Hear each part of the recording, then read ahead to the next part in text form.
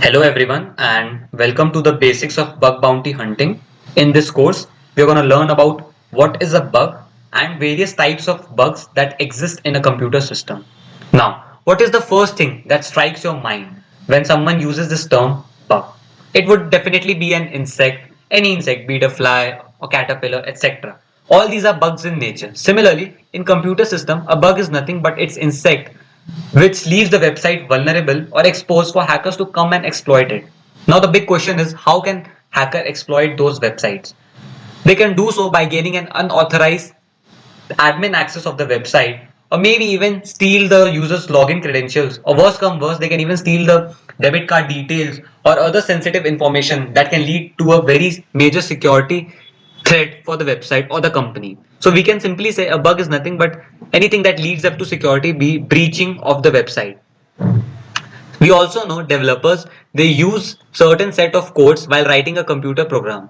So any error in those codes are also called bug and the process to find those bugs is called debugging. We see in nature a bug is simply an insect. In the same way in computer science a bug is a vulnerability that is found in a website through which a hacker can exploit any website by gaining information that is sensitive, spamming your inbox, or worse, even gain the admin access of the website. As I said, by definition, a bug is a coding error in a computer program. It describes any unexpected software or hardware problem.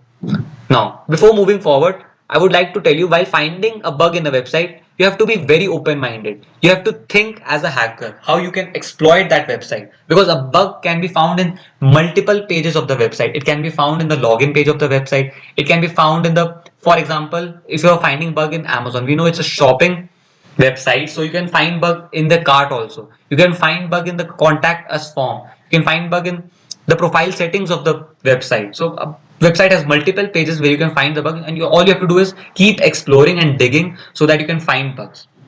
Moving forward, we're going to talk about different categories of bugs. Now, based on severity, there are 5 categories of bugs naming P1, P2, P3, P4, and lastly P5. Now, P1 is the most severe category of the bug, like any leakage in the sensitive information comes under P1 category. Similarly, we have P2, P3, P4, and lastly, the least severe is P5. And these days, you're not even rewarded for finding P5 category bugs because it is just informational and the company does not has a major security threat from P5 category bugs. So they will accept the bug, they will validate it, but you won't be rewarded or given any specific points for finding those bugs. Now, let's move forward and talk about what is bug bounty hunting. Now, as I use this term bounty, you would have guessed it that I'm talking about getting money for finding bugs, and it is exactly that. You have to find bugs and report it to the company. That is bug bounty hunting. Bug bounty hunting is finding bugs or vulnerabilities on the websites, Android APK, iOS, OSS, etc., and reporting it to the company with the details of the bug you have found on their website. We cannot search any random website to find bugs as per our liking because it is illegal and not all websites out there has asked us to do so. Yeah, this is a very important line because you cannot go to any random XYZ company and you can find a bug and report it to the company thinking that they'll reward you. It does not work like that. They can even sue you for doing that because it is illegal to scan any random website. So the next big question arises, how do you find bugs legally? So there are certain platforms where the companies who want the bugs to be found have enrolled themselves so that the hackers come, they invite the hackers, they come and find and report the bug to them. So as we said earlier, not all the companies out there permit us to find bugs in their website. So the question arises, where do we find it? So there are websites where companies enroll themselves and invite hackers to find bugs in their websites. The company will list all the terms and conditions which a hacker has to stick by while finding bugs in safe harbor. Now, you have to be very cautious while reading the terms and conditions because while going to the program, you will be given a set of introduction of what is the bug bounty program about. There will be terms and conditions you have to strictly follow, and if you don't follow it, you might get an minus point for reporting a bug which might be even out of scope, and you might even get, and they would have mentioned it in the out of scope condition, and you must not have read it, and then that -1 point would not look good in your profile. So as a hacker, you have to enroll yourselves to these websites in order to find the bug. Now some companies have their own bug bounty program which you can directly find through Google. Now all websites have not enrolled themselves to these platforms where you can find bugs. So some platforms have their own independent bug bounty program. I'm just going to show you. See, we have JoinUp's bug bounty. Then we have My Dukan's bug bounty program. We're going to have Trust Radius best bug bounty platform. Then we have Droom's bug bounty program, N26 bug bounty program. So there are many websites available. They have independent bug bounty programs, and you can go and find bugs and report it over there. Now, as I said earlier, there are certain platforms where we can find these bugs, and see the websites where you can enroll yourselves and find bugs legally are Bugcrowd, HackerOne, Integrity, Yes We Hack, and Bug Bounty. These are some of them. We're gonna do it over here. There might be more websites or platforms where companies enroll themselves. Now I'm gonna show you one of them, that is bugcrowd.com. How you're gonna enroll yourself over there. So this is the home page of Bugcrowd. We're going to go to researcher portal. We're going to be a researcher, a hacker.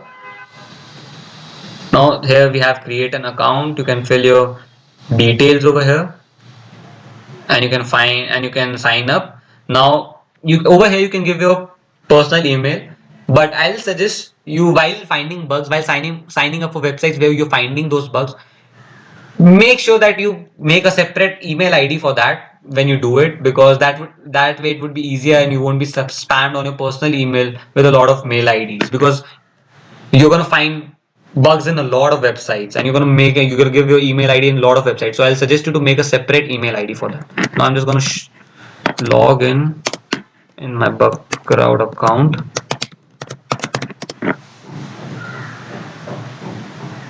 So this is my dashboard of the bugcrowd.com. We're going to go to the program.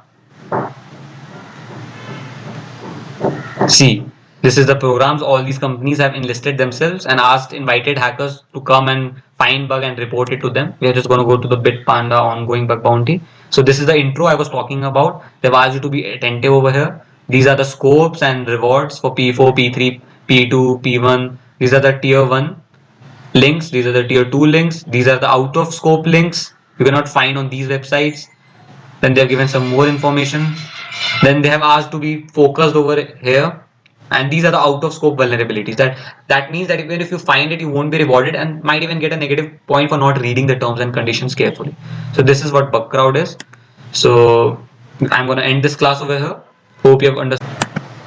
Hello everyone. In today's class, we are going to talk about the tools we are going to use for bug hunting and how can we configure the burp suite with our web browser. Now, before moving forward, let's take a quick recap of what we have done so far. In the previous class, we talked about what is a bug. A bug is a coding error in a computer program. Next, we talked about 5 different categories of bugs, that is P1, P2, P3, P4 and P5 based on the severity. Later, we talked about what is bug bounty hunting and how can we find bugs legally on a website. Now, coming back on tools for bug hunting. The most important tool we are going to use for bug hunting is Burp Suite. Burp Suite is used by hackers all across the globe to scan the web pages of the website by intercepting its request. Burp Suite offers features like intruder, repeater, decoder, etc., which we will come across as the course progresses. We are going to use Firefox or CyberFox as a web browser. We're using these specific web browsers because they can be easily linked to Burp Suite and they allow us to use proxy server and importing certificate exported by Burp Suite. Now, what is the proxy server? Proxy server acts as the intermediary between a client requesting a resource and the server giving us that resource. You will get more idea about it when we do the configuration of the Burp Suite with our web browser. We are also going to use other tools to find bugs, which I will introduce you to them while we go through them. Now, the first thing you have to do is download Firefox and Burp Suite on your Windows. I'm going to show you how you can do that. You're just going to have to go on the search bar on your Bing or Google and type Firefox. The first link that appears, you have to click on that. You have to click on download Firefox to download the Firefox on your Windows. Now I'm going to show you how to install Burp Suite. You're going to write Burp Suite Community Edition on your search bar, and the first link of port trigger, you have to click on that.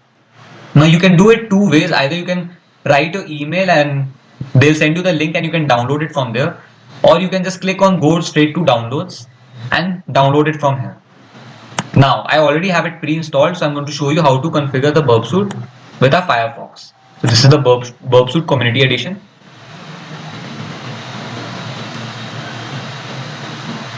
Now this is the first tab that appears after clicking on Burp Suite. You're going to leave the settings to default and click on next. Then you're going to start the burp. It's going to take a while before the next tab appears. Now this is the main tab of the Burp Suite after the Burp Suite has opened. Now you can see there are options like dashboard, target, proxy, intruder, repeater, collaborator, sequencer, decoder, comparer, logger, organizer, extensions, learn. For now we are going to stick to proxy. We're going to go to the proxy settings and there's another tab that appears. We're going to see that there is an interface over here. We'll select that interface. We're going to edit it and we are going to change the port to 8081 as it is more suitable for proxy server. Now, the most important thing you have to know about why we are exporting the certificate, because we have to regenerate the certificate now and we'll export the certificate. This exporting certificate is very important because the default setting of Burp is to capture the request of HTTP website. Now to capture the request of secure web pages like HTTPS websites like Google, YouTube, to do that we have to export and import certificate into our Firefox. So we'll export the certificate in DER format. We're going to click on next. We're going to select the file. I'm just going to name it certificate.der. I'm going to save it.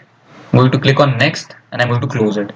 Now over here we can see that under interface the IP address is 127.0.0.1. We are going to remember this and the port is 8081. We'll close it from here. Now we're going to open our Firefox and we will open the settings under the Firefox. Now under the search box we are going to write proxy. Click on this settings. Now you can see the default setting to configure proxy access to the internet is no proxy. We'll shift it to manual proxy configuration. We're going to type that HTTP proxy as the interface, the IP address from the Burp Suite 127.0.0.1 and we're going to change the port to 8081 over here and we're going to click on OK. Now we're going to clear this and we're going to write certificate over here. You see view certificate. Now under authorities we're going to click on import. We remember we've already exported the certificate from Burp Suite. Now we are importing it into our Firefox. Now we'll click on certificate. We'll open it. We'll trust this CA to identify websites.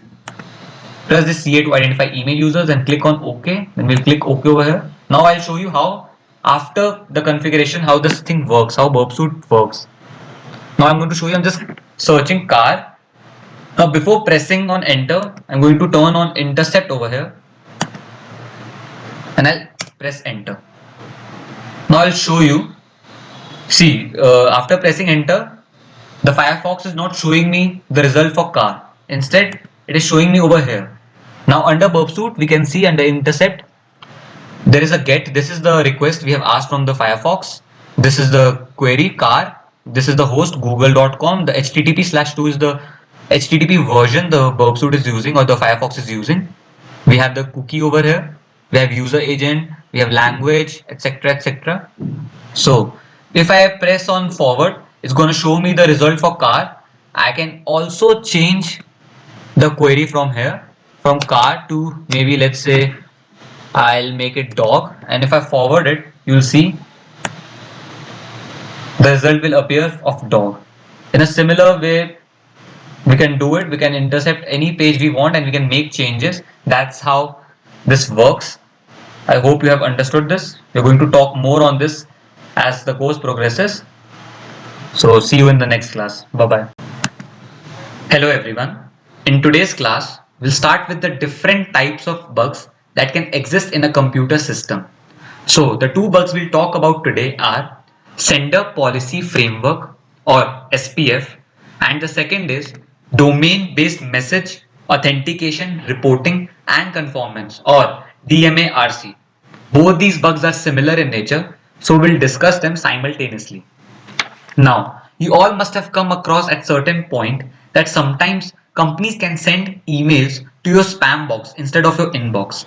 Now that happens when the company does not have SPF or DMA-RC record. So the question is, what is SPF or DMA-RC? SPF or DMA-RC record allows companies to add their IP addresses and host names permitted to send email by using their domain. That means only the company can send you email with their domain name. If the company does not have SPF or DMA-RC record, or there's an error in those record, a hacker can easily manipulate that. They can impersonate as the company's domain and send its user mails which can lead to email spamming, spoofing, or even phishing attacks. The email might contain a link which, when the user opens, can lead to sensitive data leakage or even a virus getting installed into their computer system, which can be very dangerous. Now let me give you an example so that you guys understand it better. Suppose I have a company named say XYZ, and you guys have created an account using your email ID and other credentials on my website. Now let's say my company has not registered itself on SPF or DMA-RC database, or let's say they have error in those database. And if the hacker somehow knows that, he or she can impersonate my domain and send you emails on my company's behalf. Now, if you somehow open that email or maybe click on the link that the mail has, it can be very dangerous as you can like end up downloading a virus file. Now let me show you how you can find whether the company has recorded itself in the SPF or DMA-RC database. That means I'm going to show you how you can find SPF or DMA-RC bug. First, you'll go to your web browser and you will type SPF lookup and press enter. You'll go to the MX toolbox link, click on that. See, this is the tool we are going to use to find if the website has SPF record or not. So let's say we are finding for Google. So we'll type under domain name google.com to check whether it has SPF record or not. We'll press enter and we'll see it will take test will take place, and the result of that will be shown over here, and we can clearly see SPF record found. That means Google has SPF record in it. Again, we'll open another tab and we'll write DMA-RC lookup and we'll click on enter.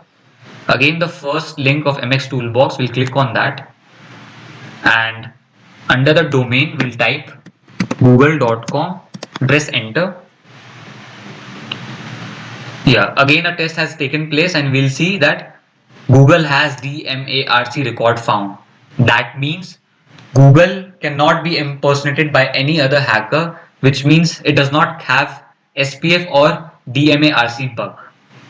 Now, SPF or DMA-RC bug is a P5 category bug, and these days they are mostly out of scope in the bug bounty program. That means the bug is non-rewardable and it has a low security threat as per company. And the reason for that is it is very easy to find, and the company does not want to pay you for finding these small bugs. I hope you have understood today's class. We'll talk about next bugs in the later classes.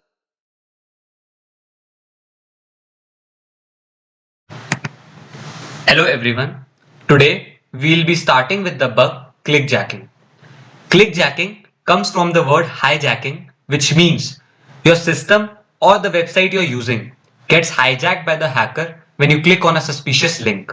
Now, you all must have noticed while surfing on the internet that certain websites contains advertisement with contents like you have won an iPhone, or congratulations, you have won a jackpot worth 50,000 rupees, or sometimes they'll just display your favorite game and ask you to download it by clicking on that link.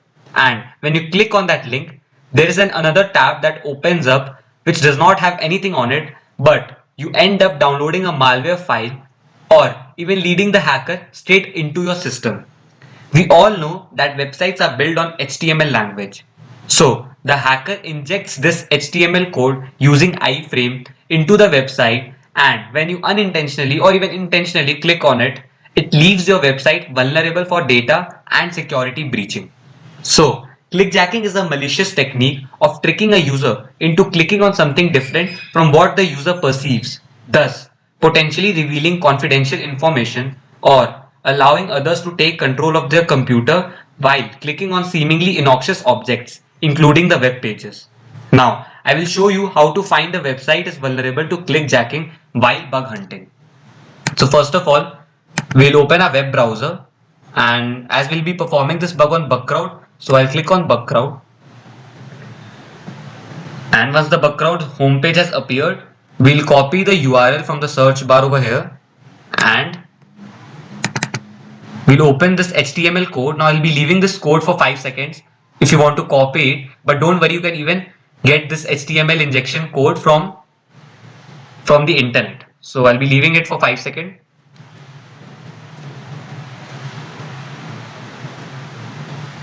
Yeah, so under this inverted commas in this iframe section, we'll be pasting the copied URL of Bugcrowd, and we'll save it as HTML file.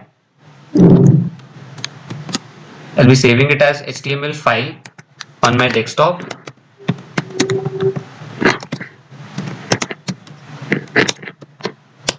And once you have saved it, we'll open this, and we'll see that the website has opened inside a box instead of opening into the full page like this.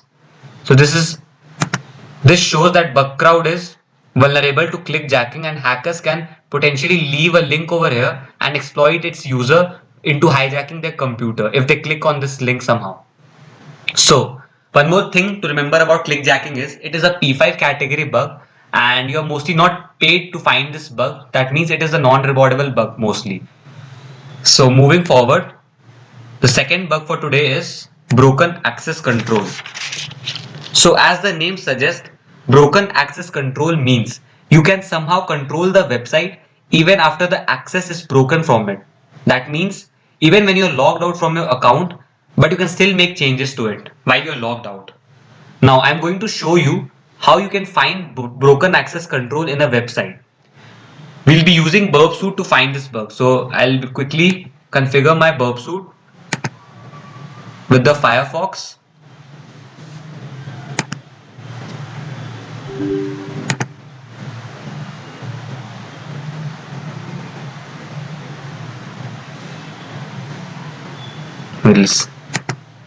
I'll do it simultaneously.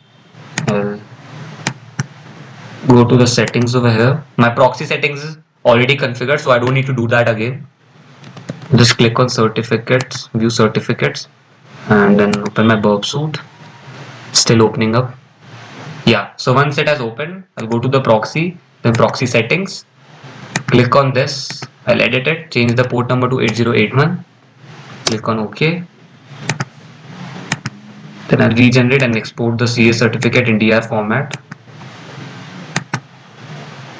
I'll rewrite it on my certificate file.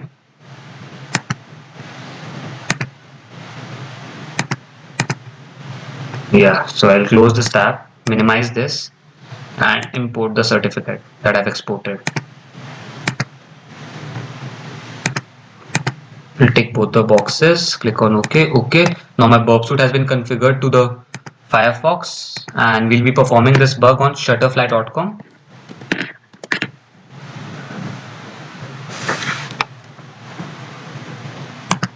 Now I'll log into my account of Shutterfly.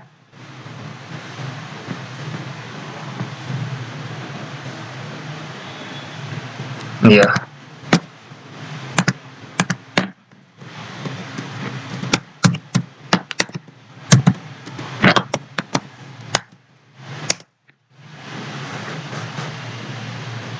So once we are signed in, we'll go to the profile settings. It's loading, and you can see that I've logged in, and I'll go to account and settings after that.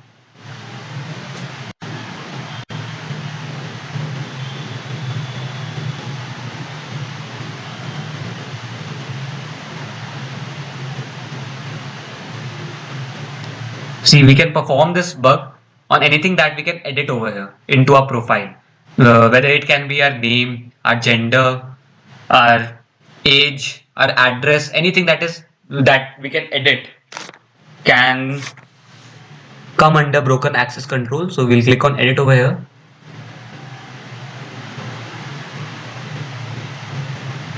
See, I'll go with the name. I'll change the name over here.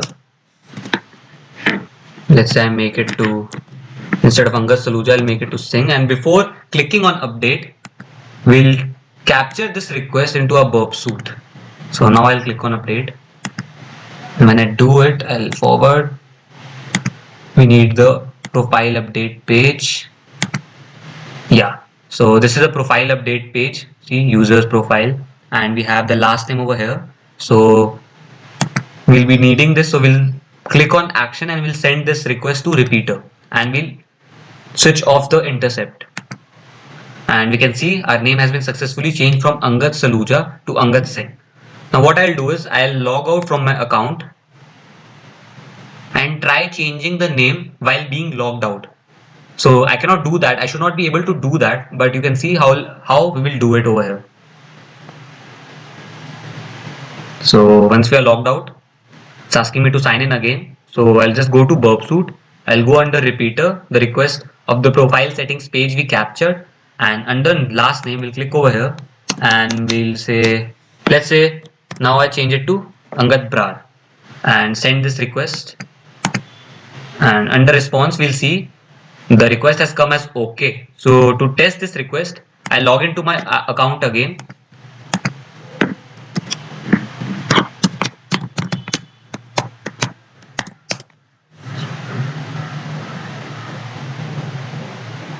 And I'll again go to my profile settings and see whether the name has been changed or not.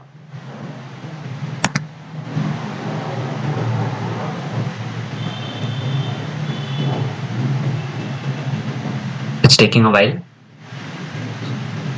Yeah.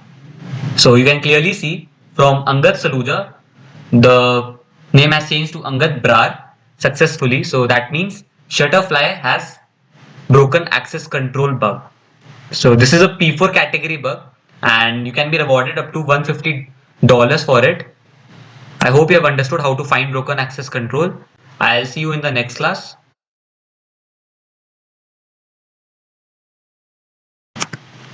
Hello everyone. Today I will show you how to find weak registration implementation bug on a website. First of all, what do you mean by registration? Registration simply means enrolling or signing up yourself for something. On a website, registration means giving your personal information like your name, your email ID, your password, etc. to create your account on that website. The website then stores the information and authenticates it when you sign in using your login details. Now, we all use secure websites instead of the insecure ones because we know they will keep our personal information safe and private with them. We also know that a website is secure if it has HTTPS on its URL instead of HTTP. That means the information we give to the website is secure and no hacker can get his or her hands on it. Now, let me show you this with an example. Suppose we have a website, say abc.com. So let's say we have this website abc.com. Now, seeing this HTTPS, you will think this is a safe and secure website and you will proceed onto the website. And it is somewhat true. But we still don't know whether the website does all its communication using HTTPS. And if it does not, then the website is vulnerable to weak registration implementation bug. We will figure it out by signing up for this website using our email ID and password.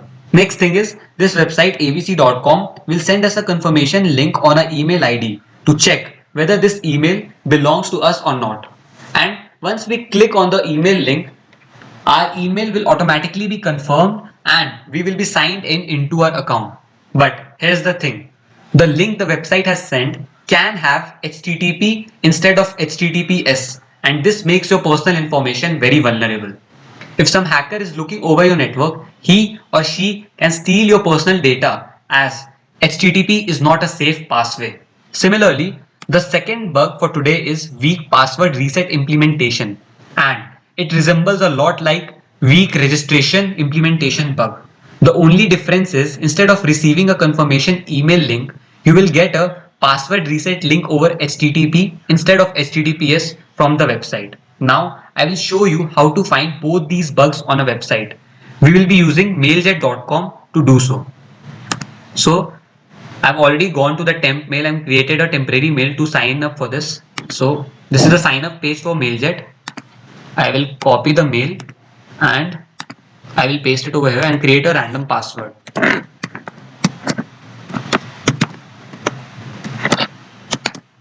And I'll sign up over here.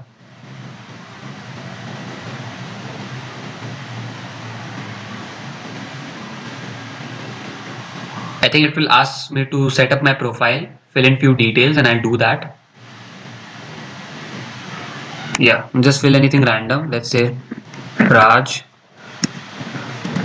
Kapoor, organization name ABC, abc.com, and let's set a random industry, say computers and electronic.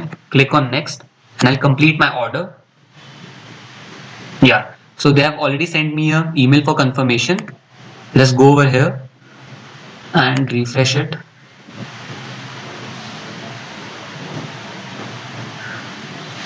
Okay, there's an issue over here.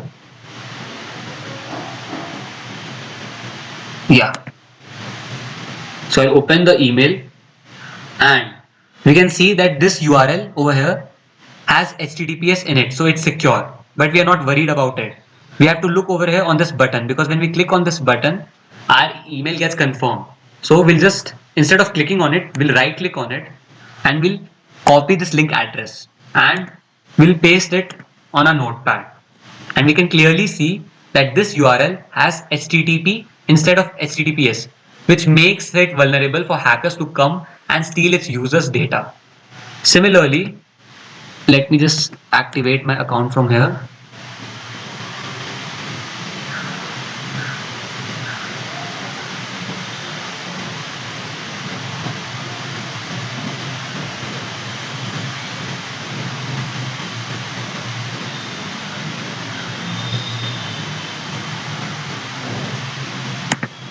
We'll just sign out and we'll sign in again, because we need to reset password, because we are finding a second bug now.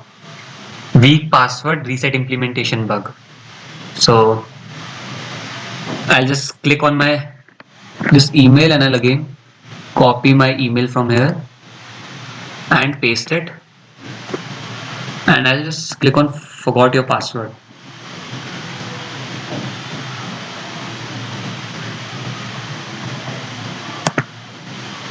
Now just paste this my email ID and reset password.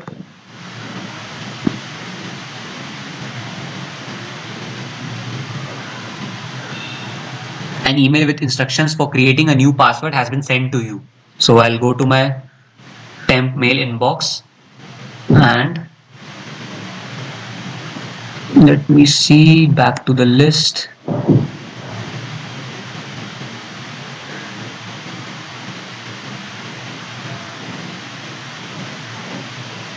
Yeah, this is my password reset link.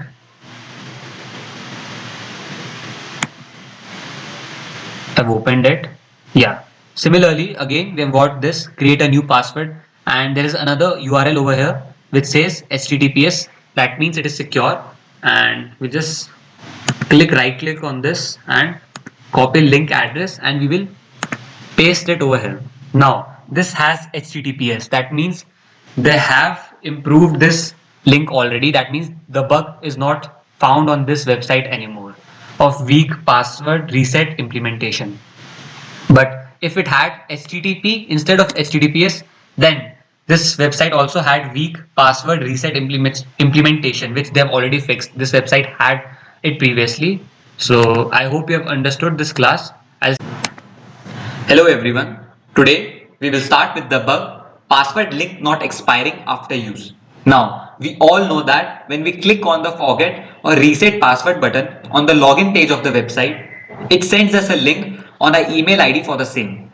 When we click on that link, it asks us to enter the new password, and after doing that, our password successfully changes and also the link automatically expires. That means if we want to change our password again, we would need to click on the forget or reset password button again in order to do so.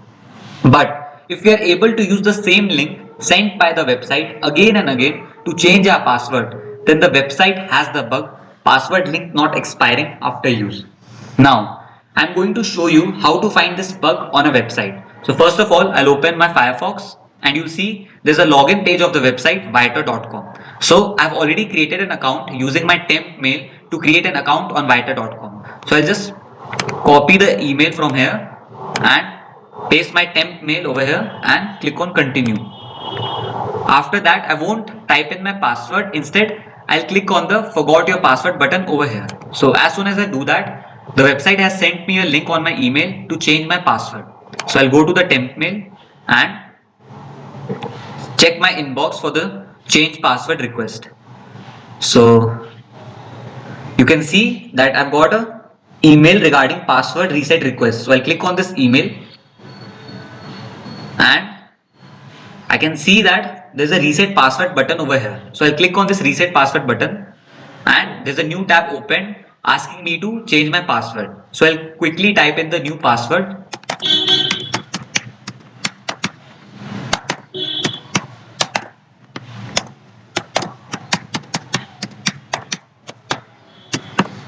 And I'll click on update.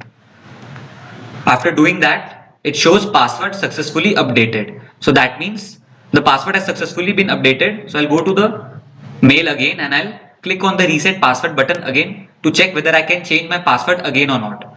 So it is asking me to change the password again. So I'll type in the new password to check whether I'll be able to change my password or not.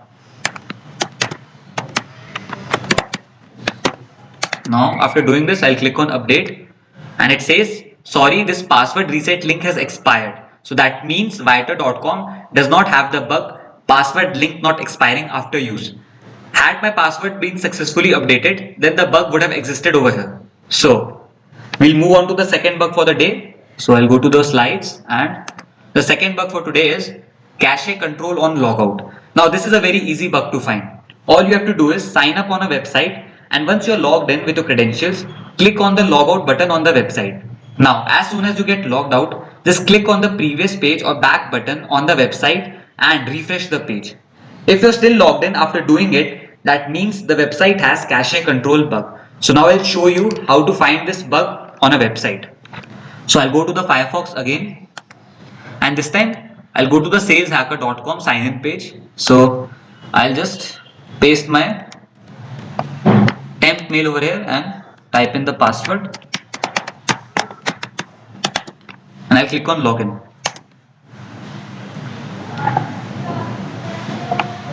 See, I've logged in into my saleshacker.com. You can see that it shows Angad Brar over here. So to find this bug, all I have to do is just click on the logout button once I am logged in. So I'll click on this logout button and as soon as the page changes, I'll just hit the back button from here. So I've click on the back button and you can see that my icon is showing again over here. But to actually check whether I've been logged out or not, I'll have to click on the refresh page button over here. So as soon as I hit the refresh page, you can see saleshacker.com is asking me to sign in again. That means saleshacker.com does not have cache control bug on logout in its website. Had I still been logged in even after clicking on refresh, then SalesHacker would have had cache control bug on its website. So we'll move to the final bug for the day and that is cache control on password reset. To find this bug, all you have to do is click on the forget or reset password button on the login page of the website. Then click on the link sent on your email to change the password. A tab will open asking you to change your password. Once you change that password, click on the previous or back button on the web browser. Again, the password change page will appear. Now try changing the password again and if it gets successfully changed after clicking on the update button, then cache control password reset bug exists on the website. Now it must be confusing of what I've said, so I'll show you how you can find this bug. So this time we'll use the twilio.com to find this bug. I'll just click on the email. Now temp mail cannot be used to log in into this, to create an account into this website because temp mail is fraud and this website is very secure. So I'm using my another email address. Now I'll click on the forgot your password again and it will ask me to type in my email ID again. So I'll just type in my email again and click on the reset password button over here. So as soon as I do that, they'll send me an email. Yeah, you can see. Thanks Sometimes if there's an account associated with this email, we'll send the password reset instructions immediately. So I'll go to the inbox of this email ID, and you can see that I've got a email from Twilio asking me to reset my password. So I'll click on this email and then I'll click on this reset password button. A new tab will appear asking me to reset my password. So what I'll do now is I'll change my password.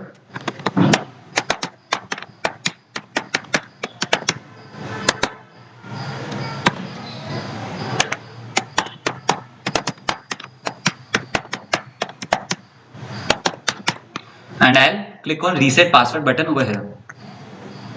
So as soon as the password changes, I'll click on the back button over here to get this reset your password page again. Now I'll try changing it again to something else to see that I can still use this tab to change my password or not. So just a second.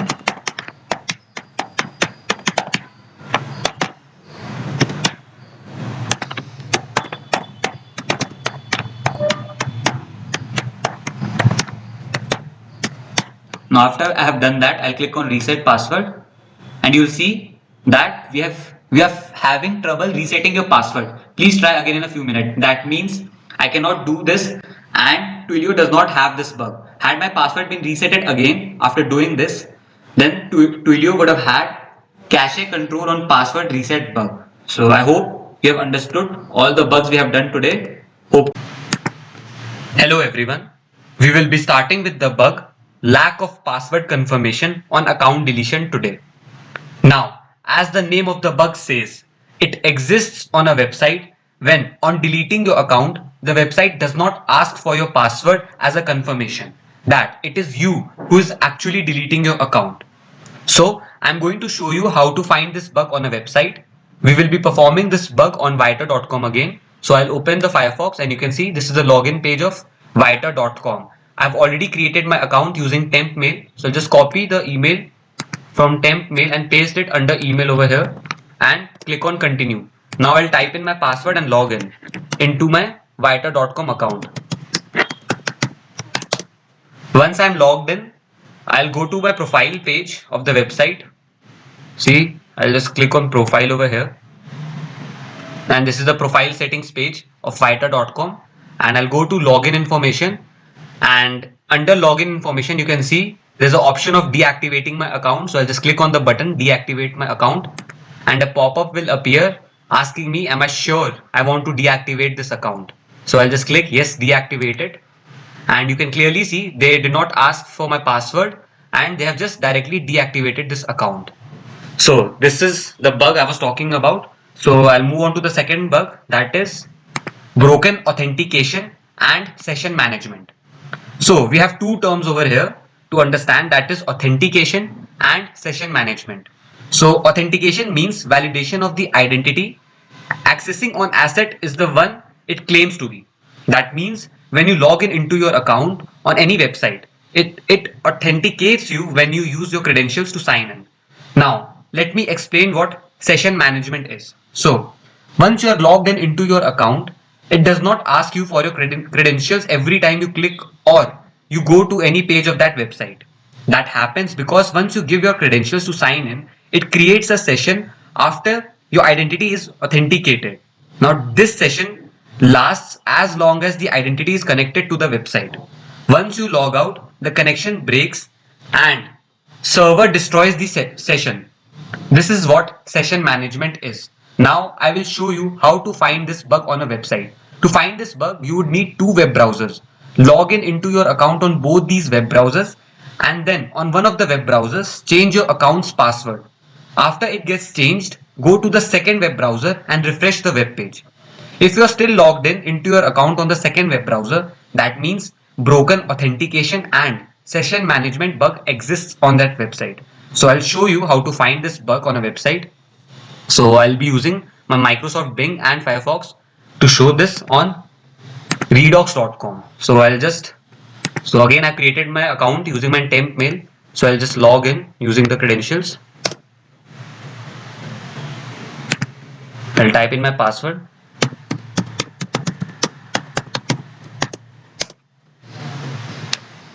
So once I'm logged in over here, I'll go to Microsoft and I'll log in here also.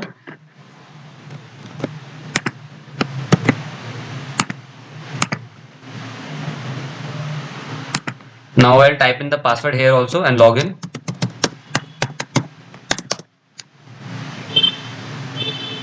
Now once I'm logged in both of the web browser, I'll go to any one of the web browser and change my password over here. So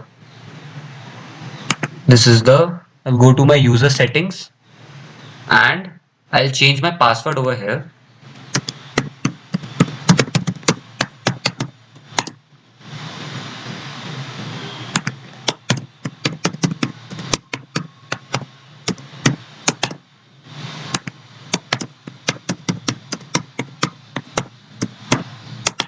Once I've typed in the new password, I'll update the password over here. And once the password is updated, I'll go to the Firefox and refresh the page. So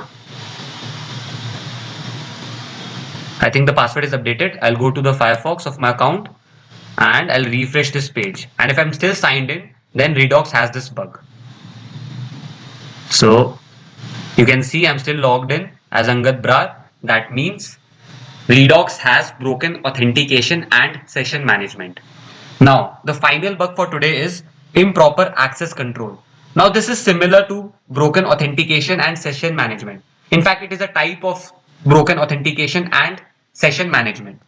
So, you'll follow the same steps as you did till logging into both of your accounts from two web browsers. Now, what you'll do is instead of changing your password, you will enable the two-factor authorization on the first web browser and refresh the web page on the second web browser. If you're still logged in on the second web browser, that means improper access control exists on the website. I'm going to show you how to find this bug. So I'll go to the Firefox and we'll be performing this bug on rewind.com. So just type in the email. Again, I'll copy the mail from here, temp mail, and I'll paste it over here and type in my password. I also have to do one thing before that. I'll copy this and open it on my Bing also so that I can sign in simultaneously on both the website, on both the web browser. So I'll paste my email as well as here also. I need to copy it from there.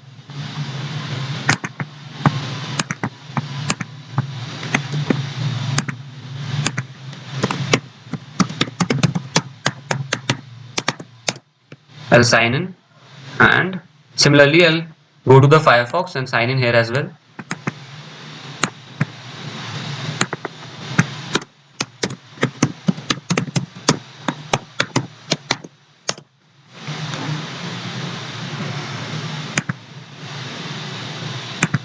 Now once I have been signed in both of my accounts, I'll go to any one web browser. This time I'll perform this on Firefox. I'll go to the account settings and over here under security, I'll turn on the two-factor authorization. So I'll set up the two-factor authorization and it's asking me to type the password. I'll type in, click on next and it's asking me to scan the code and I'll do it from my mobile phone.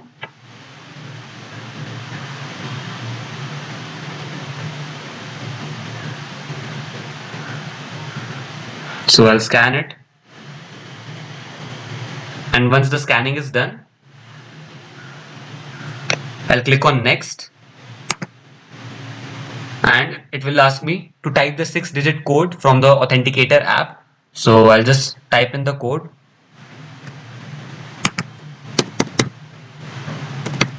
and press on next. So once the two-factor authorization is enabled, I'll go to the Bing and refresh the page over here. And if I'm still signed in, you can see I'm still signed in as Angad Brar. So that means rewind.com has improper access control bug. So that's all for today. I hope you have understood this class. I'll see you in the next class. Hello everyone. Today we will study about rate limiting bugs. So what is rate limiting? In computer networks, rate limiting is a strategy used to control the rate of requests sent or received by a network interface controller. That means it puts a cap on how often someone can repeat an action within a certain time frame. For instance, trying to log in into an account. Rate limiting also helps to stop certain kinds of malicious bot activity and reduce strain on web traffic and web servers. So how does this rate limiting works? Rate limiting runs on the application instead of web server itself. We also know that a device when connected to the internet is specified with an IP address. So what rate limiting does is it scans the IP address and controls the number of requests and responses made by both our IP address and the website respectively. Now let's say suppose my device is connected to a website, say abc.com. So rate limiting will control the number of requests I can make to the website in a certain time frame. And if that limit crosses, it will automatically ask the website to stop sending me any more responses, and it might also show me error to the exceeded request my IP address has made to the website. Now I hope you have understood what rate limiting is. So let's get started with the bugs. The first bug for today's class is email triggering. Now, this bug is a rate limiting bug found on emails where a user's inbox is spammed with numerous mails sent by the website. The website sends the mail to either reset your password or confirm your email ID with the website. To find this bug, we will require a burp suite and Firefox. Now, I've already configured the burp suite with the Firefox, so we'll quickly start with the bug. We'll be performing this bug on lululemon.com. So I'll open my Firefox and you can see there's a login page of lululemon.com. So I've already created an account using my temp mail. So I'll click on the forgot password button over here, and as soon as I click it, a pop-up will appear asking me to reset my password, and for that I'll need to enter my email address. So I'll go to the temp mail and copy my email and paste it under email address over here. Now before clicking on reset password, what I'll do is I'll go to burp suite and turn the intercept on to capture this page's request.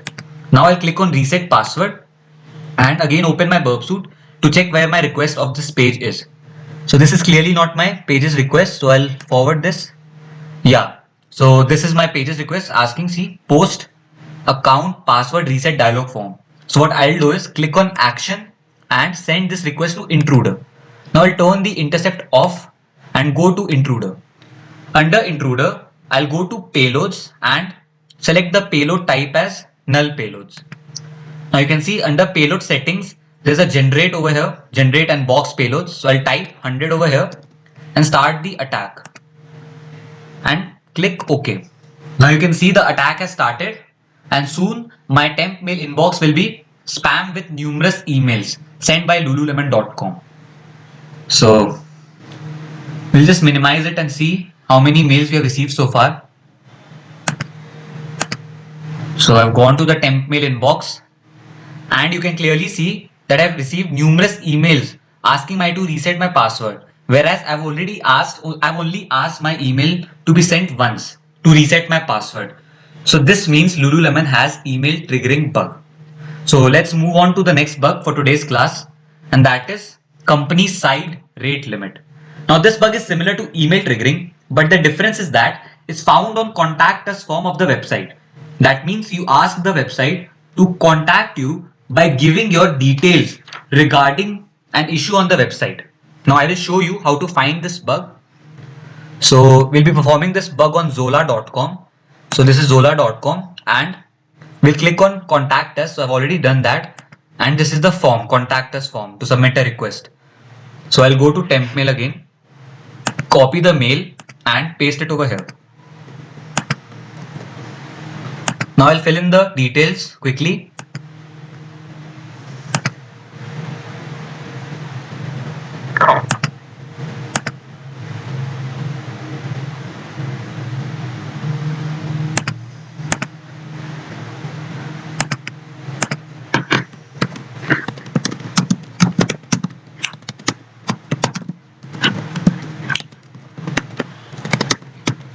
I'm filling anything, any random thing, just so that I can get the request. Now what I'll do is before clicking on submit button, I'll again open my burp suite and under proxy, I'll turn the intercept on to get this page's request. Now I'll click on submit and I'll open the burp suite again to check where my request is. And I think this is the request of my page. So I'll send this to intruder and turn the intercept off.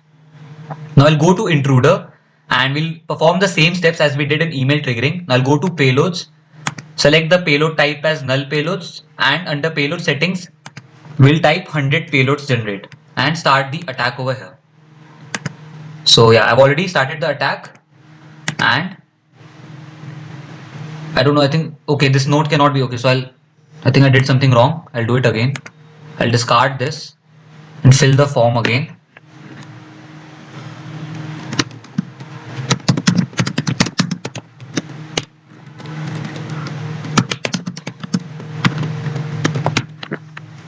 So now again, I'll perform the same thing. I'll go to proxy, turn the intercept on and click on submit. Now I'll go to burp suite and see where my request is. So this is my request and I'll send this to intruder and turn the intercept off. Let me check again that the submit has been, yeah. So my request has been submitted successfully. So I'll go to burp suite and go to intruder. Now perform the same steps as we did in email triggering. So we'll select the payload type as null payloads, type here 100 and start the attack. So now my attack has started again. So I hope we'll get numerous emails again. So you can see I've got the one email for now and soon I think we'll get more emails. Yeah, see the number of emails are increasing. So that means Zola.com has company side rate limiting bug. I hope you have understood today's class. See you in the next class. Hello everyone. Let's get started with today's class where we will complete our remaining rate limiting bugs. So the first bug for this class is rate limit on password. Now we will require the burp suite and Firefox to find this bug. To find this bug, we will first of all create an account on a website. Once we have done that, we will try signing in into our account using the credentials. Now, just before clicking on sign in, we will capture our login page's request on a burp suite and send that request to intruder. Under intruder, we will select the password credential and click on add button. Next, we will go to payloads under intruder itself. Now, create a random password file of about 100 passwords with your actual password embedded inside the file. Now paste that file inside payload settings and start the attack. You will see that the website will log you in even after so many wrong attempts done by burp suite's attack instead of locking you out as a security measure. This is how you find rate limit on password bug on a website. Now, I am going to show you how to find this bug on a website. I've already configured the burp suite with Firefox, so let's get going. We will be performing this bug on code.org website. Now, I'll quickly open my Firefox and you'll be able to see on the screen that code.org's sign-in page has appeared. Now I've already created an account using my temp mail. So I'll just copy the temp mail and try signing in code.org website. So I'll paste the email over here and type any random password, let's say ABCD. Now before clicking on sign in, we'll open our burp suite and under proxy, we will turn the intercept on. Now we'll click on sign in and open a burp suite again to see whether my request has been captured or not. So this is my page's request and we'll send this to intruder. So I'll click on action, send this to intruder. Sorry, I sent it to repeater by mistake. I'll send this to intruder and turn the intercept off. Now under intruder, I will select my password credential that is ABCD and click on add button over here.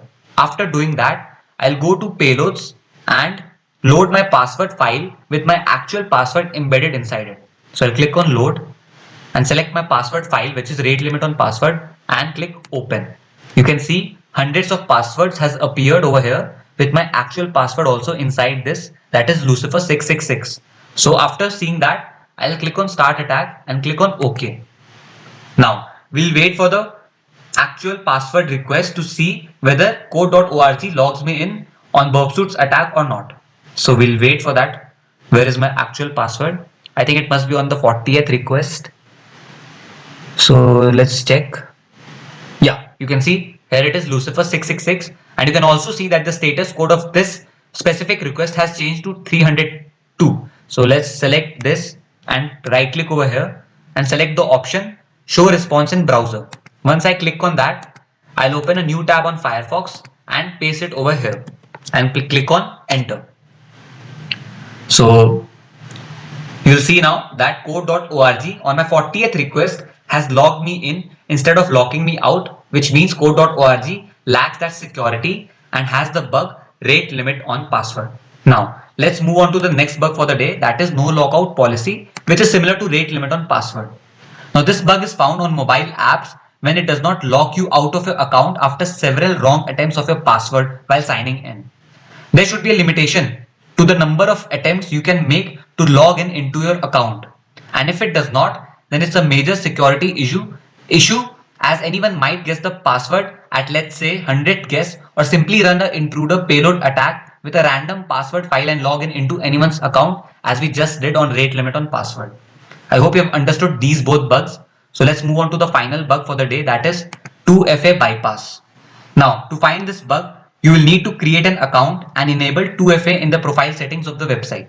Now, while logging in into your account, when the OTP tab appears, fill any random OTP and capture the page's request on Burpsuit. Then send that request to intruder and add the OTP by selecting it. Now, under intruder, go to payloads and choose the payload type as numbers.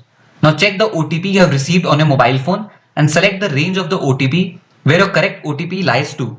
Now, start the attack, and if you're logged in, that means 2FA bypass bug exists on that website. Now, I will show you how you can find this bug on a website. We will require a Burpsuit and Firefox to perform this bug also. So let's get started.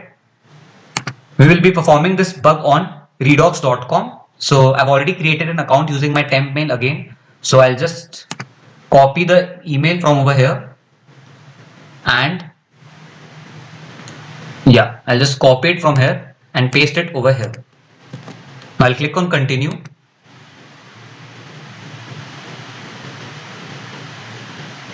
Next, I'll fill my password and log in over here. Now you can see it's asking me for the OTP, so which I've received on my mobile. So I'll enter it. So the actual OTP is 9531785. So what I'll do is I'll type any random OTP, let's say 123456, and before clicking on submit passcode, I'll again open my Burpsuit and go to proxy and turn the intercept on. Now I'll click on submit passcode and see whether my Burpsuit has captured this page's request or not. So this is not my request. I'll forward this. Yeah, you can see. No, I think this is also not the. So I'll forward this also. Yeah, this is my code. You can see over here. It is written 123456. So I'll send this to intruder, and I won't turn off the intercept for now. Or maybe I can turn it off also. I'll turn it off. I'll go to intruder and I'll select this code 123456 over here and click on add. Now after doing this, I'll go to payloads and select the payload type as numbers. Now I told you that my actual OTP is 9531785. So I'll select a range in which this original OTP lies to. So I'll select 953. Just a second. 9531700 to 9531800, and my actual OTP is 785 at the end. So it lies in between. And now once I do that, I'll click on start attack and click on OK. So now I'll wait for my actual OTP and see whether this website has logged me in or not. So you can clearly see that after 3, the website has refused to accept any more attacks. That means redox.com does not have 2FA bypass on its website. That means if I would have been logged in with my actual OTP after, I don't know, several attempts, then this bug would have existed in Redox. Now I hope you've understood this bug and today's class. Hope to see you in the next class. Hi everyone. In today's class, we will start with the bug email HTML injection. Now, HTML injection allows the injection of certain HTML tags that lets a hacker abuse email related functionality such as email contact forms on web pages to send malicious email content to recipients. That means you will inject a HTML code on a website, for example, on the name section of the profile settings. Once you have saved that settings, you will make the website send you an email regarding anything, let's say reset password. Now, if in that mail you receive a malicious email content, then that website has email HTML injection. The email content can be anything, a malicious picture or a file. Now, I'm going to show you how you can find this bug on a website. We will be performing this bug on lululemon.com. So I'll just open my Firefox and you'll be able to see Lululemon's login account page on your screen. Now, I'll copy the temp mail because I've already created an account using this. So I'll just paste it over here and type in the password and log in quickly.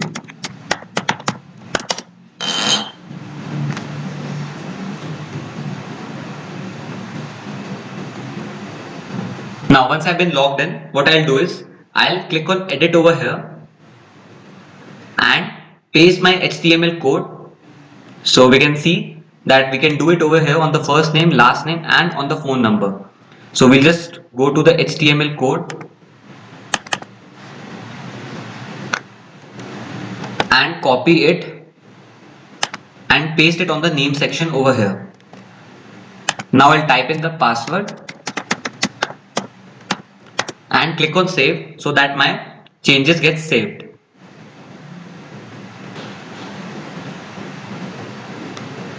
Yeah, you can clearly see that I've injected my HTML code inside the name section of my profile settings. So now we have to do is ask this website to send us an email. So I'll just log out again and go to the login page again to make it send me an email so that we can check if it has HTML injection bug or not. So we'll click on forgot password and copy my email and paste it over here and click on reset password. Now if the mail they send has an email that is malicious in content, then this website will have email HTML injection bug. So let's go and check our temp mail inbox and see if they have sent us the email or not. So for now they have not, so I'll just click on refresh over here.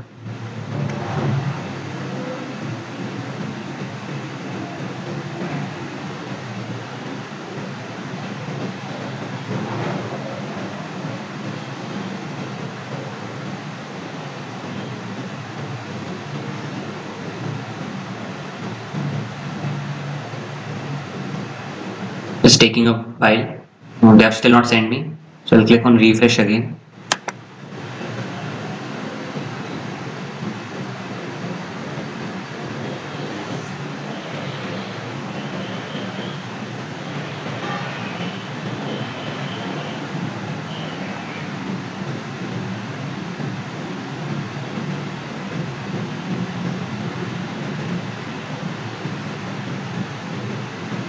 I think the website is taking time to send me the reset password email. So we're just going to wait a bit longer. Yeah, you can see the website has sent us the email. So we'll click on this email. And you can clearly see we do not have any malicious content in this email. So that means lululemon.com does not have HTML injection bug. So I hope you have understood this bug. Let's move on to the next bug for the day.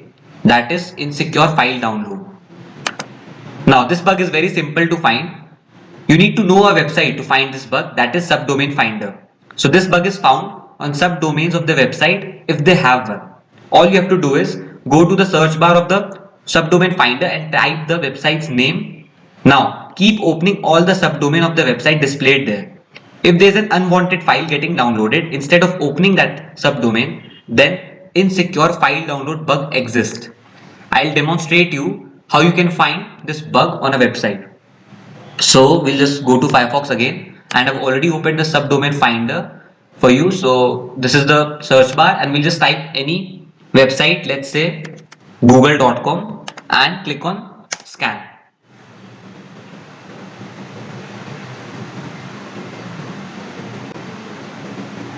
It will take a while to scan because Google has many subdomains. Yeah, you can see there are so many subdomains. Now what we will do is we'll just like right click on a subdomain and open link in a new tab. And if instead of opening this link we would have gotten a file downloaded, an unwanted file getting downloaded, that means insecure insecure file download bug would have existed on google.com. So in the same way, you'll click on every subdomain to check whether you have this bug or not. If a file gets downloaded, an unwanted file getting downloaded, then this bug would exist in google.com. Similarly, for different website, you can search the subdomain and find this bug over here. So let's move on to the third bug, that is password confirmation on email change. Now, this bug again is very simple to find as the name suggests. All you have to do is change your email ID or the profile settings of the website. And if it does not ask for the password while changing it, then the website has password confirmation on email change. I hope you have understood all these bugs. Now let's move on to the last bug for today, that is HTTP only. Now, this bug is found if the website's cookie is missing HTTP only flag. This flag reduces the risk of XSS attacks that can steal session cookies. To find this bug, we will require a burp suite and Firefox, which I've already configured. So let's get started. We will find this bug on viator.com. So all you have to do is just go to any page of that website, and what we will do is we'll capture that page's request on a burp suite. So I'll just open my burp suite, turn the intercept on, and click on the refresh page to get the login page request captured on a burp suite. So once we do that, this is not a request, we'll forward this. Yeah, so this is our page, login pages request which we have captured on burp suite. So we'll click on action and send this to repeater this time. Now on repeater, what we will do is we'll click on send over here and see whether it has HTTP only missing or not. So we can clearly see that over here we have secure and HTTP only. So that means viator.com does not have HTTP only bug. Had HTTP only flag been missing over here, that means the bug would have existed. So I hope you have understood all the bugs for the day. See you in the next. Hello everyone. The first bug for today's class is 2FA code not rotated. Now this bug is very simple to be found. As the name suggests, this bug is there when the 2FA code you receive on your mobile phone or email ID does not get rotated. That means you will receive the same OTP code whenever you click on recent verification code, and if you are able to log in with the same resended code into your account, then the website has 2FA code not rotated bug. Now I will show you how to find this bug on a website. So I'll quickly open my Firefox, and you can see that Redox's login page is there in front of you. Now I've already created an account using my temp mail and enabled the 2FA on my profile settings on my Redox's account. So I'll just quickly log in using my temp mail. I'll paste the email over here and click on continue and quickly type in my password and click on login with email. Now you can see they have asked me for the verification code as I have enabled the 2FA. So they have sent me the verification code on my mobile, that is 8561252. Now since this is OTP, that means one time password. So when I click on recent passcode, they should send me a different OTP. And when I do that, you can see they have written passcode was recent. But what I can see is they have sent me the similar OTP, that is 8561252. So when I type in the OTP they have sent me the second time, which is same, I should not be able to log in. And when I click on submit passcode, you can see that Redox has allowed me even on the same OTP they have sent me twice. That should not happen. That means Redox has the bug 2FA code not rotated. Now the second bug for today's class is 2FA bypass via auth. So you all must be thinking, what is auth? So auth refers to open authorization. Now you all must have noticed that while signing in on many websites that there is a button or buttons which gives you option to sign in with your Google, Facebook or Apple accounts directly. So this is what auth is. It grants the websites or applications access to the information on other websites but without giving them the password. Now this bug is found when you enable the 2FA on your profile settings and then try signing in using the auth option, say via Google. If the website directly logs you in without asking the 2FA code even after you enabling it, then that website has the bug 2FA bypass via auth, as there's a security breach even after adding extra security. Now I will show you how to find this bug on a website. We will perform this bug on bitfender.com. So I'll just open my Firefox and go to the login page of Bitfender. So I've already created an account, so I'll just try logging in with that. So this is my account. I'll click on next and type in my password.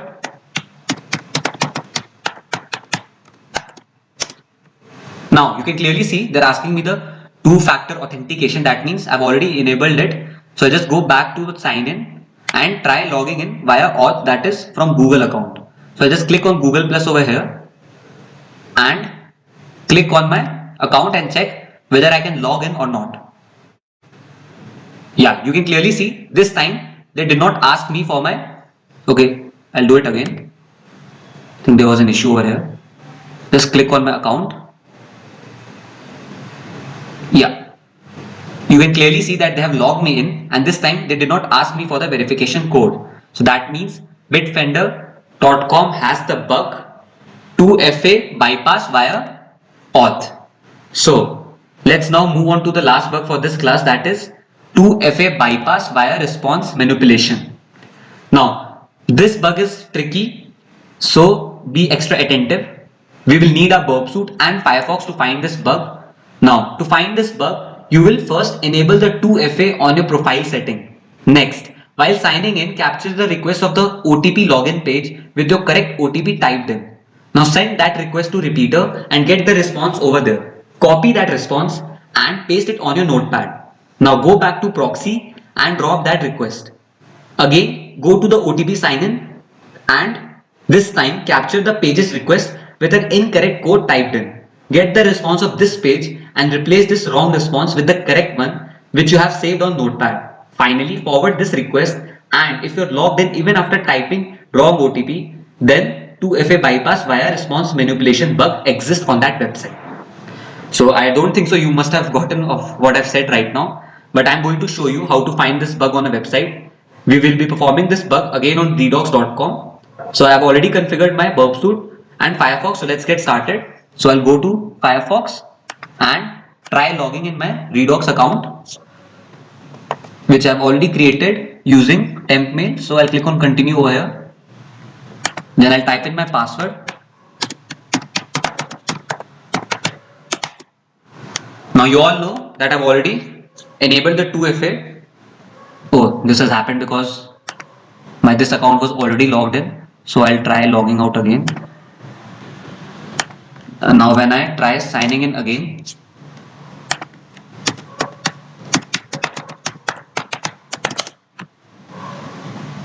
you can see that they've asked me for the code.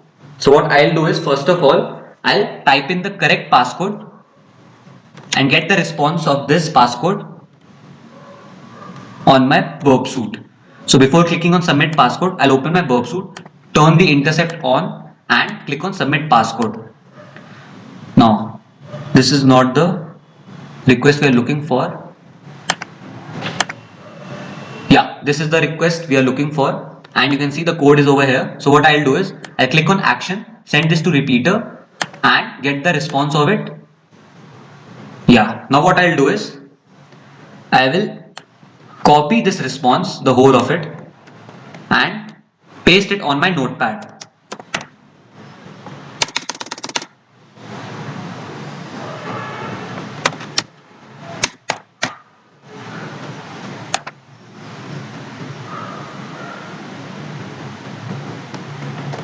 Now once I've pasted this response, I will go to my proxy and drop this request and turn the intercept off.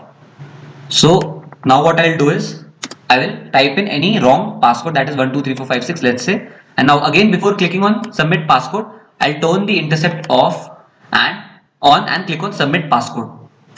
Now burp suite has again captured my request, so we'll look for that. Yeah, this is the request. Now what we'll do is we'll click on action and get the response of it over here and turn the intercept off. So this is the response over here. What we will do is we'll replace this response with the correct one over here. So we'll copy the correct response and paste it over here and forward it. So you can see that Redox has logged me in even with the wrong OTP typed in. That means Redox has the bug 2FA bypass via response manipulation. I hope you have understood all the bugs for the day. See you in the next. Hello everyone. Today we will begin with the bug open redirect.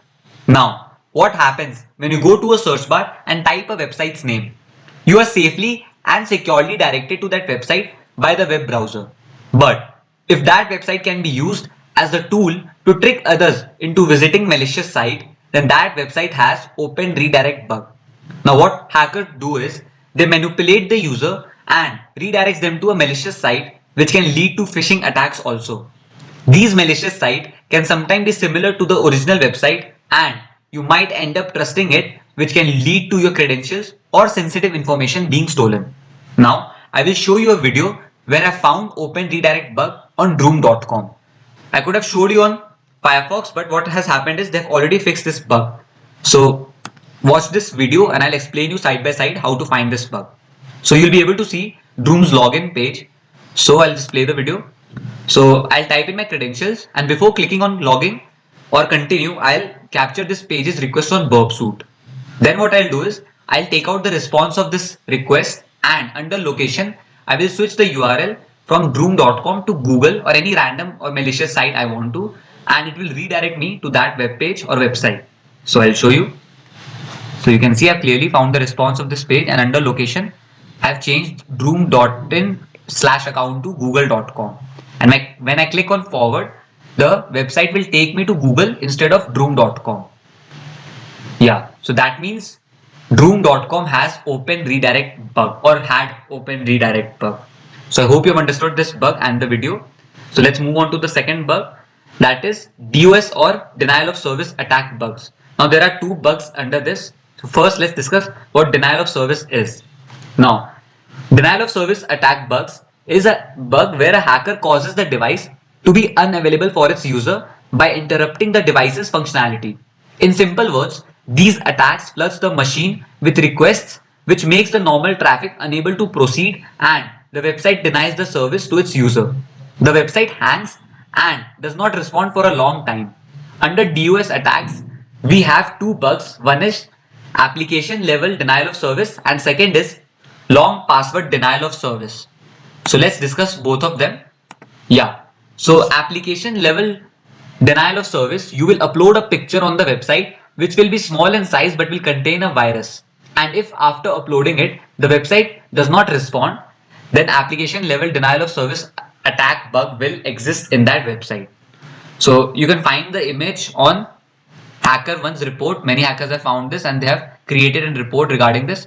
So this is one CS Money's report where a hacker has found application level DOS bug. So this is the lotapixel.jpg, and if you upload this picture wherever you can on a website and the website hangs, then the website will have this bug.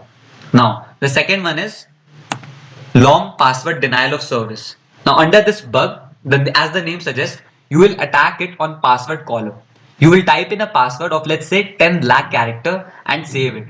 If the website does not respond, then this bug exists on that website.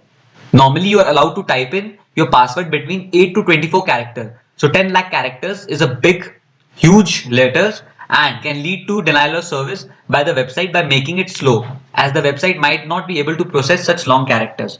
So when you go to a website, you create an account and when you save the password as 10 lakh characters and the website allows you, but in doing so the website's traffic gets slow or it denies you service, then long password denial of service attack would exist on that website.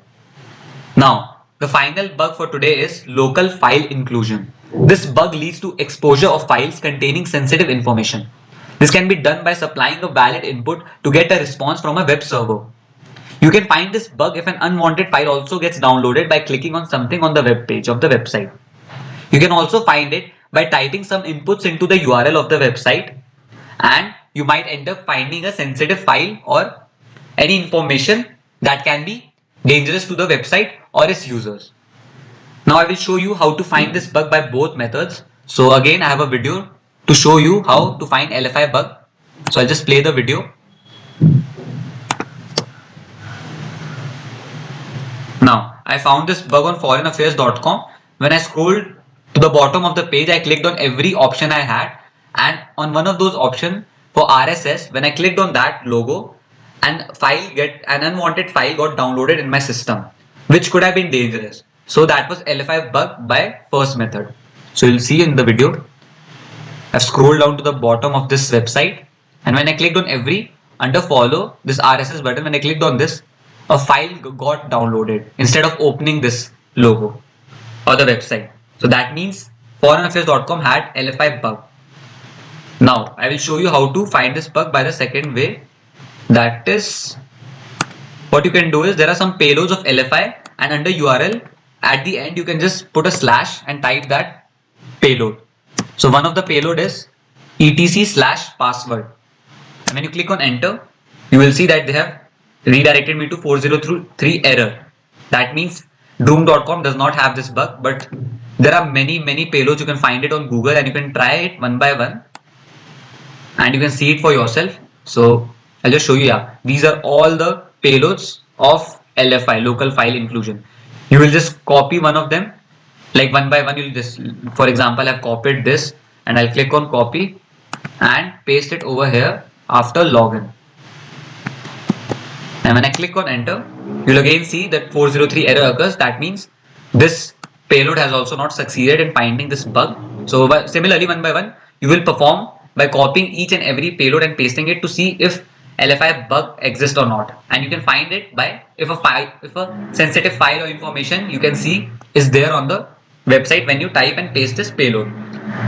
So I hope you have understood. There's another way to make it simpler. You can just go to your Linux, Kali Linux, and open terminal. I'll just show you.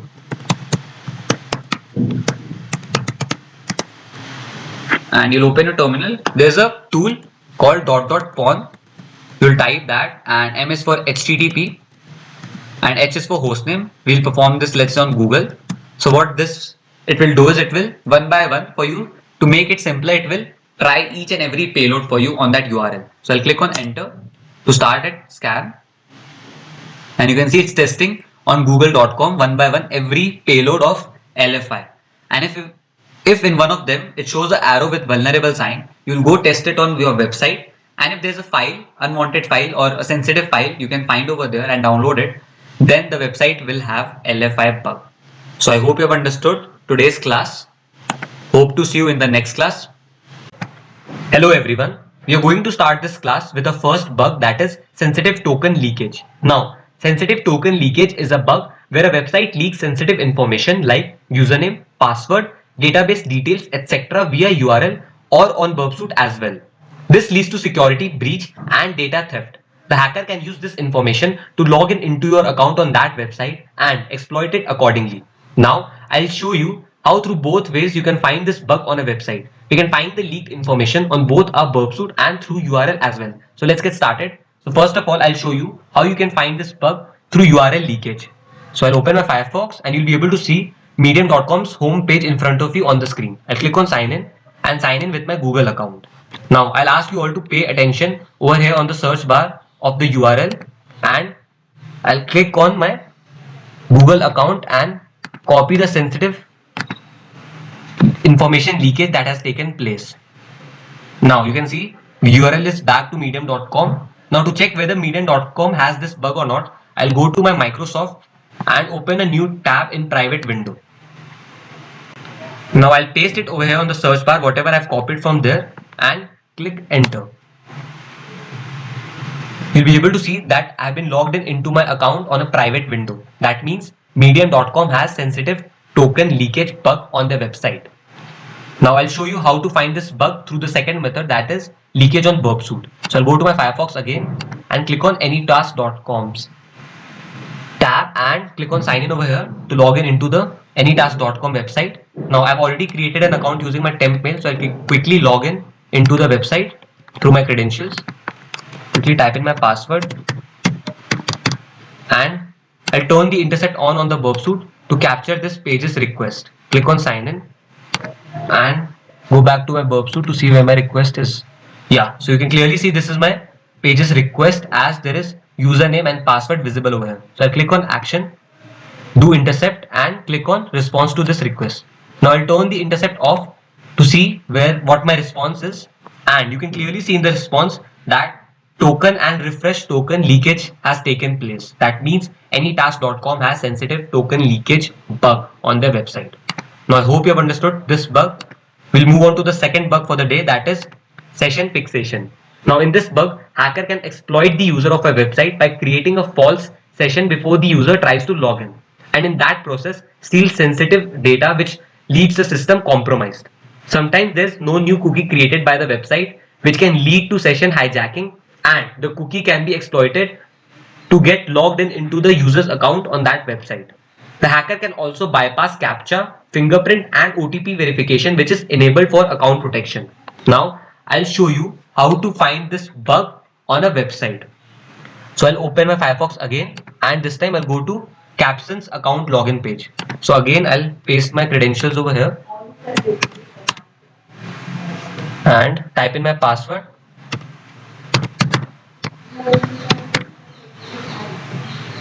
And capture this page's request on my burp suite. So I'll click on login over here and go to burp suite to see where my request is.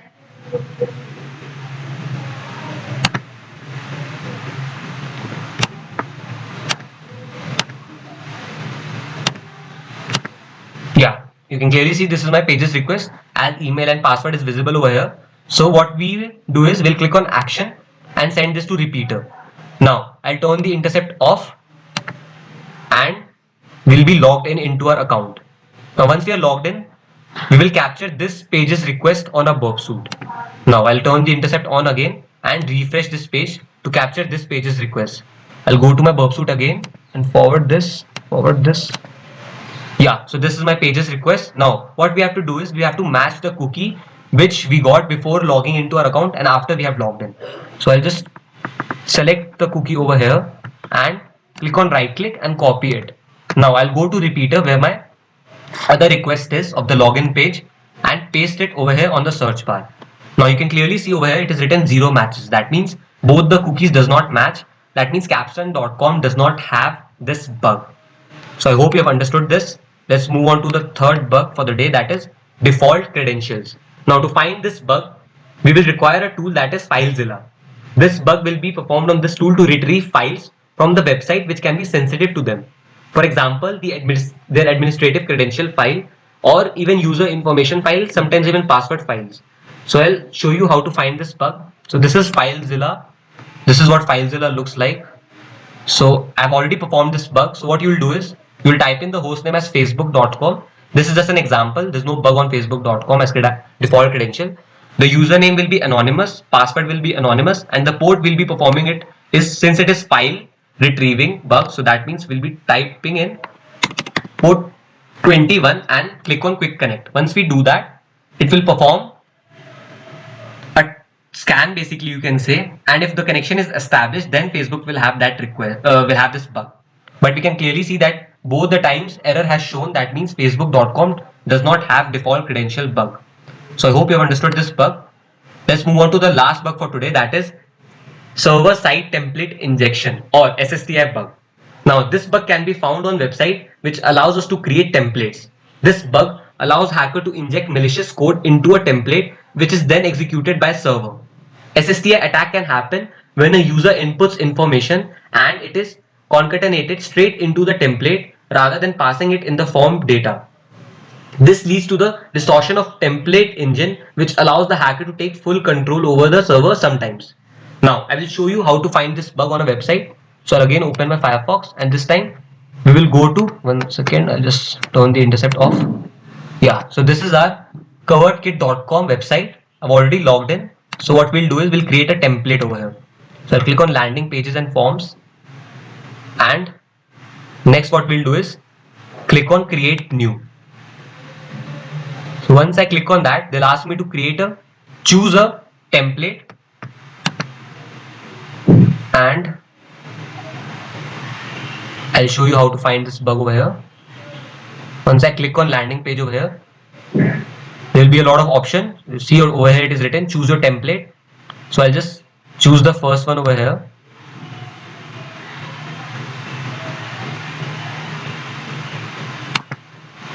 The website is working a bit slow.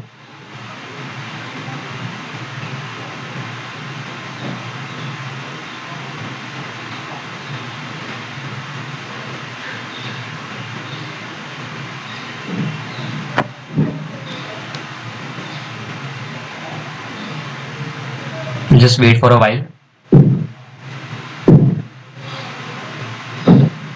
Yeah, you can see this is the template which we'll create over here.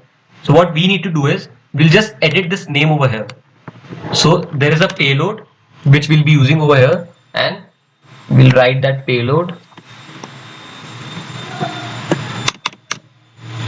Just a second. Yeah. Now once I save it, and if it does not show 49 over here, that means it will multiply itself on its own without showing the actual data which I've typed in. So it is showing 7 into 7 still. That means the template's name has not changed on itself, which means covertkit.com does not have this bug. Earlier it used to have this bug, but now I think they've fixed it. So I hope you have understood all the bugs for the day. See you in the next class. Hello everyone. Today we are starting with the bug cross-site scripting or XSS. Now, cross-site scripting is a web security vulnerability that allows an attacker to compromise the interactions that users have with a vulnerable application. It occurs when an attacker is able to execute client-side server JavaScript in another user's browser. In simpler terms, an attacker can inject malicious code into web application, leading to data stealing, defacing websites, or spreading malware. Now, I'll show you how you can find this bug on a website. So first of all, I'll go to my Firefox and you'll be able to see printvenue.com's homepage in front of you on the screen. Now, whenever you find any search bar on a website, so you can find this bug over there. So what you will do is you'll go to the search bar and inject a XSS payload. So I've already opened in a new tab under GitHub XSS payloads. So let's say I select one of the payload. Say this is the payload I select and I copy it and I'll paste it over here on the search bar and click on search. Now once I've clicked on search, you will see the result will come and a pop-up will appear in front of you and it shows one and there's a pop-up that means printvenue.com has this bug in it. So whenever a pop-up appears, that means XSS bug is there on that website. Now, this I could easily do because I already knew this website has this bug. But what if you're going to a random website where you don't know if the bug exists or not, and you have lots of payloads, so you cannot just go and like type every payload, copying every payload and pasting it over there. So what you will do is you'll capture the search boxes request on a verb suit. So you type anything, and before clicking on search, turn the intercept on the verb suit and now click on search. Once you do that, go to verb suit again to check where your request is. So you can clearly see this is a request as the search shows FHFJ which I've typed over there. So I'll just click on action and send it to intruder. Now I'll turn the intercept off and go to intruder and select my search which I've typed and click on add. Next what I'll do is I'll go to payloads and over here in the payload settings I'll paste my XSS payloads. So I'll go over here, I'll copy the XSS payload and open my verb suit, paste it over here and start the attack. Now once I click on OK, the attack will start, and if there's a change in frequency, so I'll just click on that and see if XSS bug is there or not.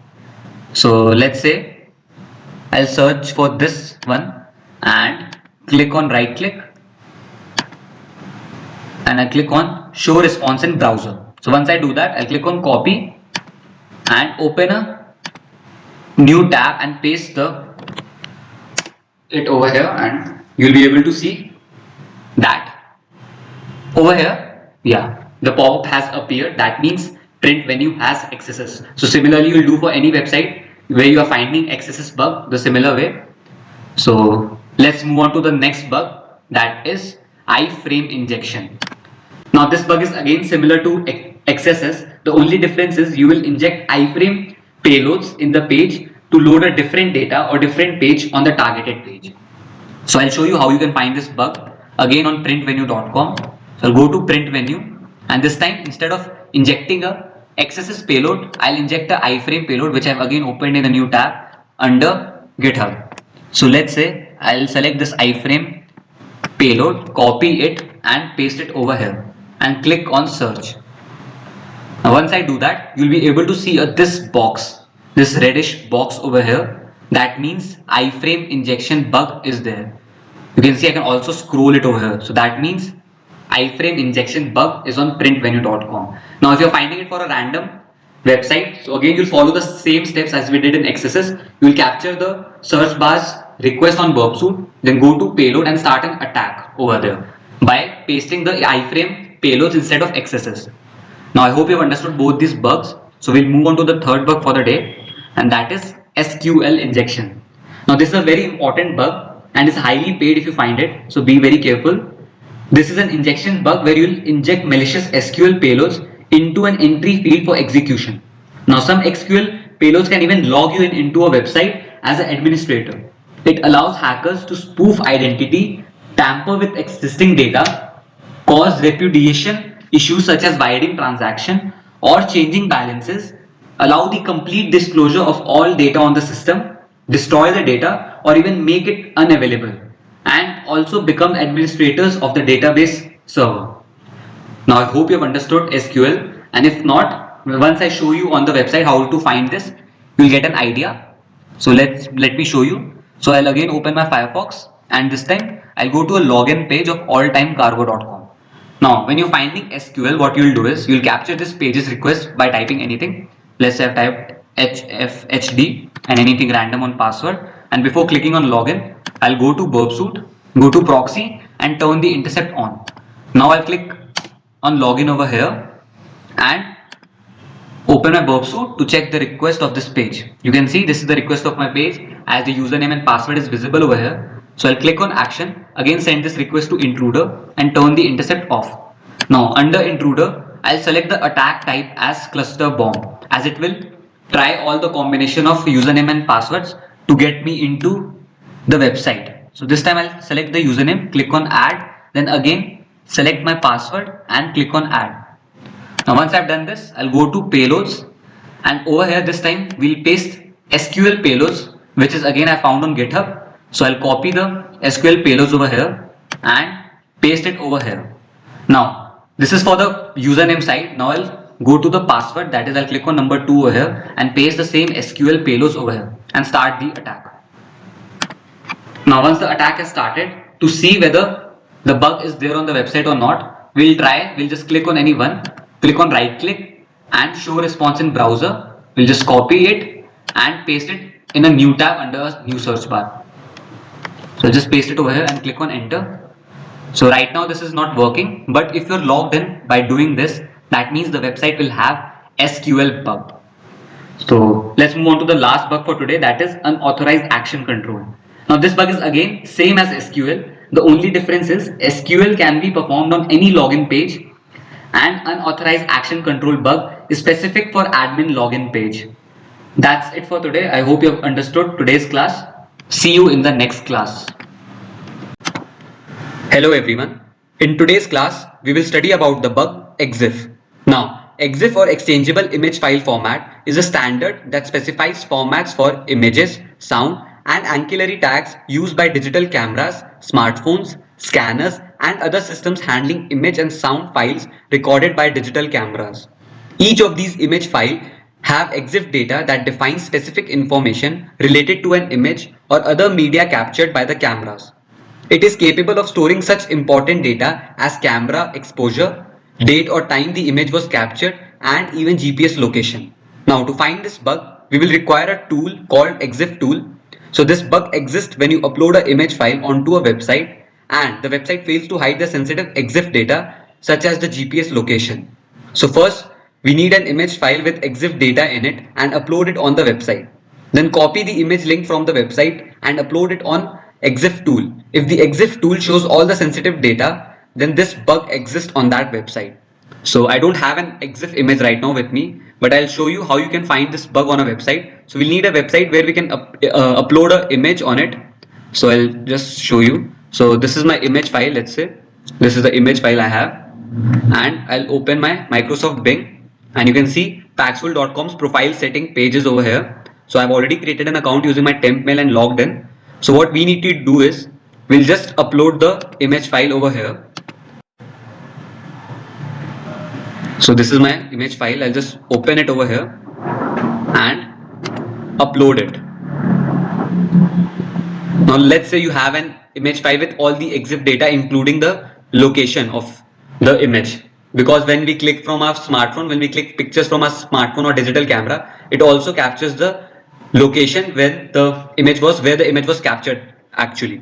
So what we'll do next is, once the image has been uploaded, we'll just right click on it and copy link image. You can also save this image, but you'll have to save this image once you have uploaded this picture or the photo on the website. Now we'll go on Google, type EXIF tools and click on the first link that appears. Now we'll choose the file. So I'll just paste the copied link over here and open it. So it will take some time.